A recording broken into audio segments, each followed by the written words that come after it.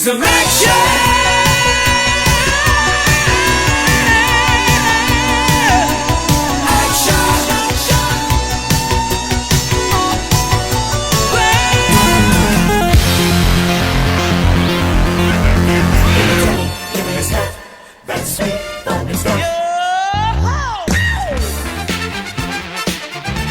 Hey, I'm Larissa. Welcome to Goblins of Discord. This series on personality traps of the Enneagram types is an excerpt from a course I made over a year ago, and I've gotten a lot deeper on this subject. So I will be creating more content moving forward for the YouTube, but also the membership that I just launched, which you can join. And I'll be doing live calls and things of that nature. So there'll be a pathway for people to ask questions about this and how to work with this. And also, if you are like, damn, I'm living my self-fulfilling Enneagram hell prophecy, Larissa, what do I do? I need help right now.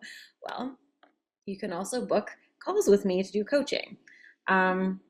And you can also get typed if you're like, I don't know, I'm just in hell. I don't know what hell, but I am in hell. You can book a typing call with me. And again, the membership is like the low tier, low financial investment way to also work with me, and you get discount on services. So I hope that you'll check out my brand new shiny little membership. And don't know why I'm doing all these voices, and hope that you enjoy this series and get something from it, or dig deeper into the whole depression since learning your type. Okay. Type 2, known as the helper or the nurturer. It's the mother, it's the bosom, the caring mother with the big bosoms. Type 2s need to be seen as the helper, the giver, the self-sacrificer, the one who knows what you need even more than you know it yourself. They subconsciously do this in order to obtain love and feel needed. Their intrusive, loving hands become slippery tentacles that smother and suffocate the people they love with unwanted care and adulation. The type 2s use the vice of pride to be seen as selfless and giving. This is their self-perception as an image type. They generate relationship dynamics where the other person is somehow dependent on them as a rejection type. This makes the 2 feel safe because it tells them they're wanted, they're needed, and therefore loved. As positive and superego types, 2s reject information that would expose their selfishness or ulterior motives behind their help. This pattern sets them up for disappointment because their behavior is often received as meddlesome, pushy, domineering, and overly mothering. No one wants to have their mother's nursing nipples shoved in their faces constantly, nor to feel indebted for milk they didn't even ask for. Often the 2s can rope in useless or incompetent types. This is just my own little observation here. Like 9s and 9 fixers, 4s and 4 fixers, 7s and 7 fixers who want others to do things for them, especially things they don't want to do themselves. Guilty as charged.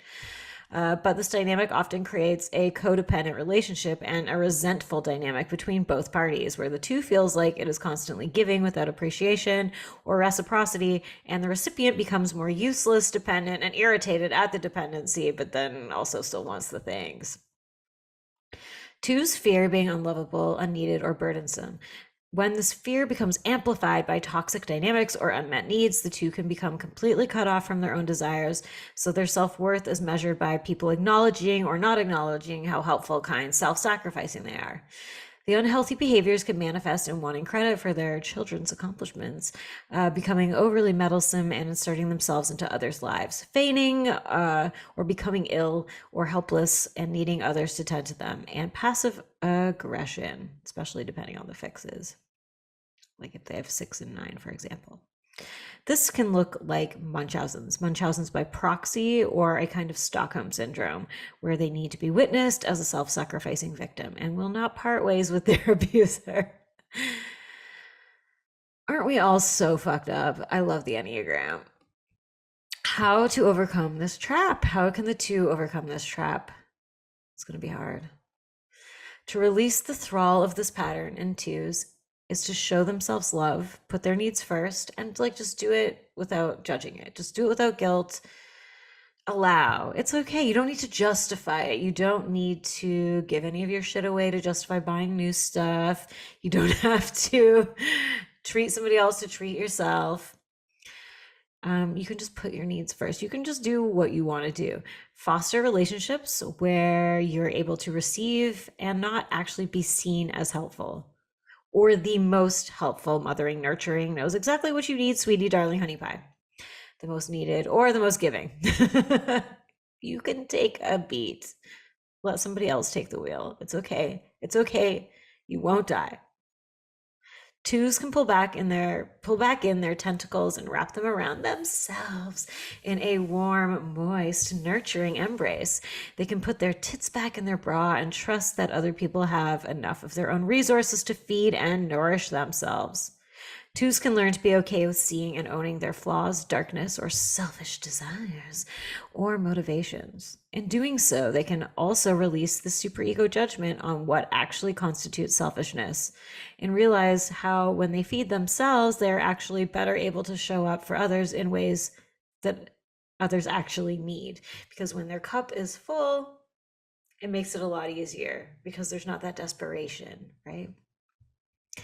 Big Mama also needs to be able to ask for help without it being an ego blow or having to create consciously or unconsciously covert means with which to acquire help. So that's like indirectly getting help by being like, ow, ow.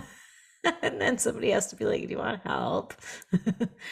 It's okay to just ask. It's okay to receive.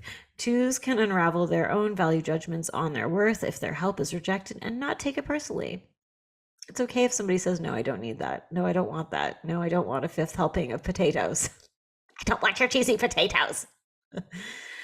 Twos can practice just being, knowing they are safe to let others fend for themselves and accept love for who they are, as they are.